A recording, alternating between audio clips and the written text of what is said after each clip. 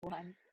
Hello, everybody. My name is Britt, and this is Emily, and we are from City on a Hill, Melbourne, and we are here today just to do a quick chat about Sabbath, because that is what we are looking at as a church this month. And specifically today, we're going to talk about how to Sabbath, because my impression is that when people hear about Sabbath, everyone thinks it's a pretty good idea. No one actually knows how to do it. But it's something that we're becoming increasingly convinced is good and is worth really doing. I think 2020 has been a journey of, at least for me, I think for us as a staff team, of just looking at how we do things and maybe our spiritual disciplines and the time that we have. And we've had this chance to step back and really think about it. And Sabbath is something that we've wanted to do and do well. Em, what's been your journey with Sabbath? Yeah, I mean, I think our conversation, at least between the two of us and with some friends of ours, started over the summer, and thinking through, okay, what are some things that we can do this year to create good rhythms and to create a healthy relationship with the Lord. And, then a pandemic happened and we went into crisis mode, and we all of a sudden realized, man, we have a lot of time and we have no FOMO because no one's doing anything. And so we've got this opportunity to actually really be able to focus and invest on Sabbath. And yet that's, it's still proven to be difficult. And which I think is really interesting, because we always would say we never have the time. And so we've been doing a lot of learning and a lot of reading about this topic, because we aren't experts, and we know that. And I don't think anyone actually really is, if I'm being completely frank. But we have done some reading from some people who are very wise.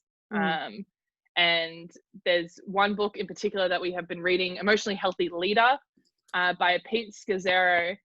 Britt, what's been the way that he unpacked Sabbath? Yeah, because he helps give a really practical framework of how do I actually do this?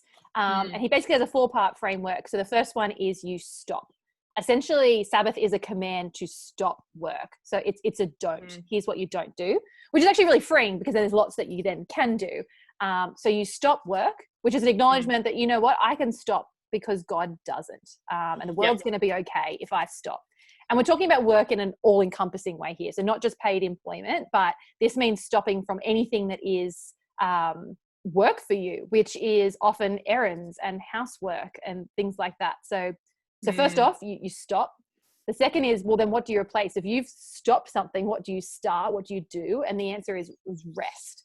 So first is you stop. The second is you rest. And so what is going to be restful for you? What enriches your soul spiritually, emotionally, physically? And that's what you're going to put into your Sabbath.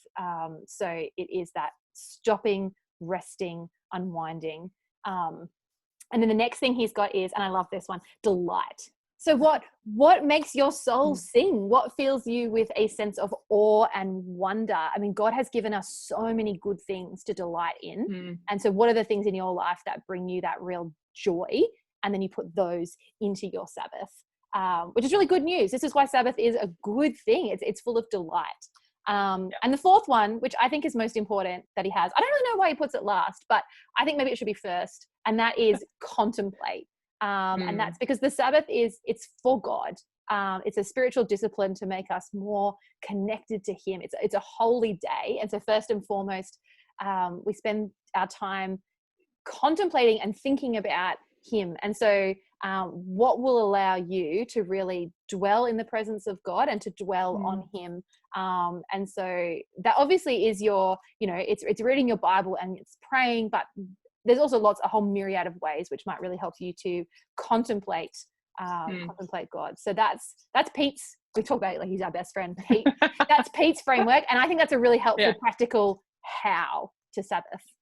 Yeah, I think it's a good 4 steps. They're broad enough that it's not like there's a silver bullet to Sabbath. But I think also, Britt, I hadn't thought about the order until you brought that up, but I wonder, is contemplate last? Because often it takes a bit of an on-ramp to get there. I think there's this idea that if you gear shift, it's just is kind of jolting. and it's hard to contemplate things well. You often need space to do that. Mm. And so I wonder if you're already delighting in something and you've already rested, then you actually have the headspace to be able to contemplate. That's a good point. And I think that may be why it's last. Yeah. Because I definitely don't think it's like least important. If anything, like you said, like it's the most important one, so it should be first. But if it's the most important one, maybe we need to make sure we're in the right headspace for it, and to be able to create space to be able to contemplate it. Yeah. Someone else that we have been reading a lot about, John Mark Comer, our new other best friend from I know. Portland. We've been reading this, guys. Ruthless Elimination of Hurry. Really helpful, really good. Don't necessarily agree with everything, but that's for a book club for another time. But what he says about Sabbath is also really helpful. And you're right, and maybe the order of the things, because they all are so intertwined. We contemplate because we stop and we rest. He has a slightly easier or just simpler framework than Pete Scazzero lays out, but they're very much in agreement. His just is it rest? Is it worship? I listened to a podcast where people are like throwing questions at him, like John, can I do A or B or C on the Sabbath? And he's like, it's not the right question. In that it's not really legalistic about can I do this and not this, but he said, ask yourself, is it rest and is it worship? Those are what the two things that the Sabbath is for, and so that will look differently for lots of people. So go ahead.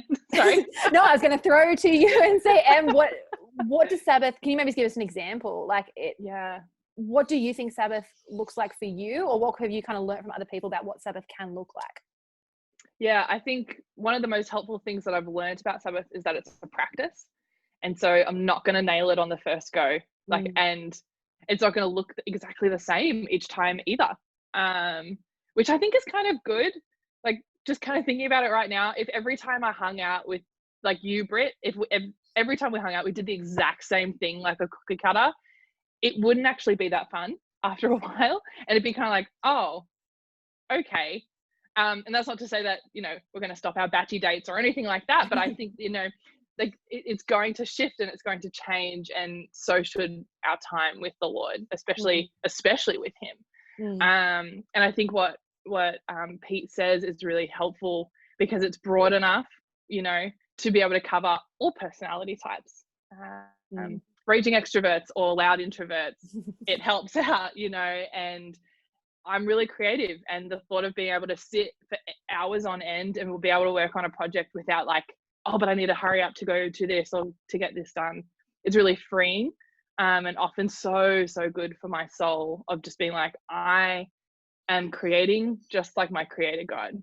And by no means is it as good as his, but it's a gift that he has given me to be able to understand more of who he is. And so for me, that's really important in Sabbath, is to have that time. And I think something that we forget, I think maybe initially with Sabbath, is nowhere is anyone saying, go on top of a mountain by yourself for 24 hours and disappear from the world. Thank goodness. I know, right? Like that doesn't really sound fun, like to do each time. And like often rest is being able to be with those people that you love and go to a brunch and not have to have a time you have to leave, and being worshipful. Like I don't have kids. I love being around my friends' kids and seeing what they're making and seeing like the dances that they're learning and things like that.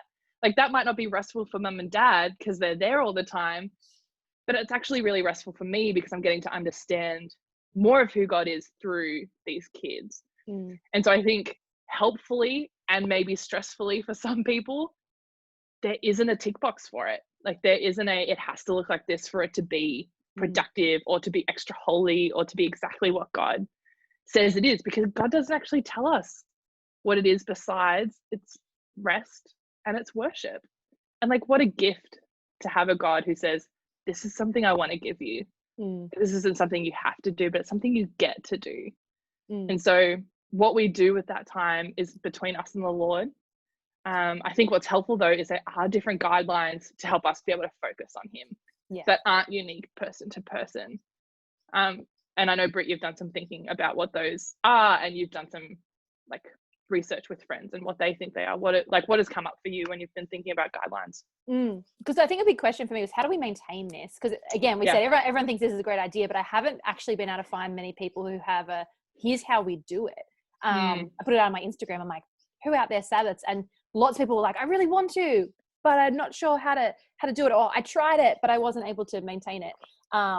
And so we're new at this. So this is not my wisdom, but this is some things I've learned from people who have done it for a long time. The first one I learned was that you've got to prep well. To be able to properly rest for one day means that you have to plan your other 6 days accordingly. You have to get your things done on those days to allow yourself a day of rest. And that takes discipline. Maybe it means doing the grocery shopping the day before. It means finishing that assignment. And so you need to prep and plan so that you can have a day where you don't have to do work and errands. I think the other thing is that you have to protect it.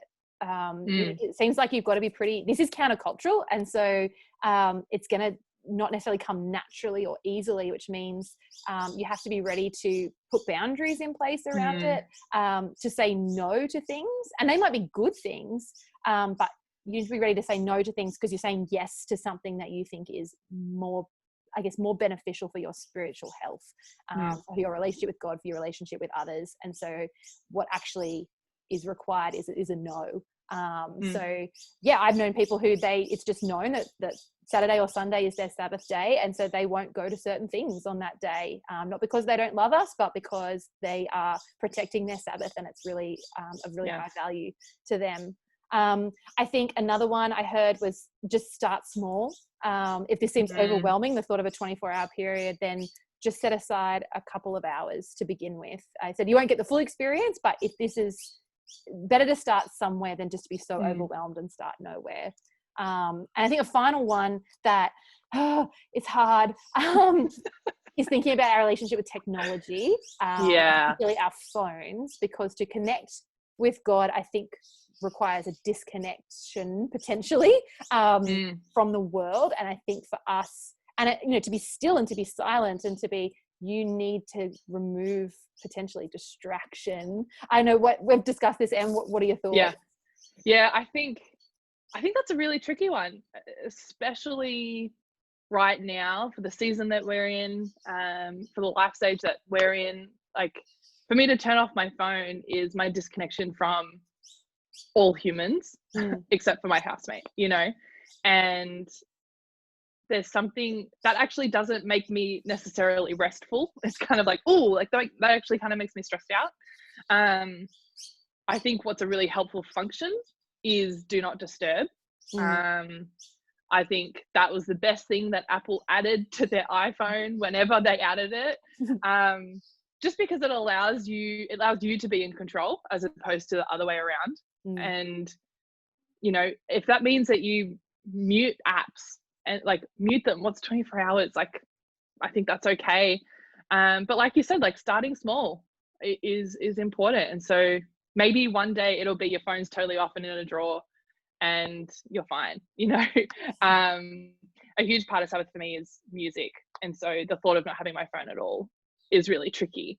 But I think it's the control. Is it controlling me, or am I in control of it? Because it's just a piece of plastic. And I don't want that to get in my way with God. But I think that's definitely something that no one can really dictate for anyone. But I know it's worth thinking about, and then asking for accountability in that.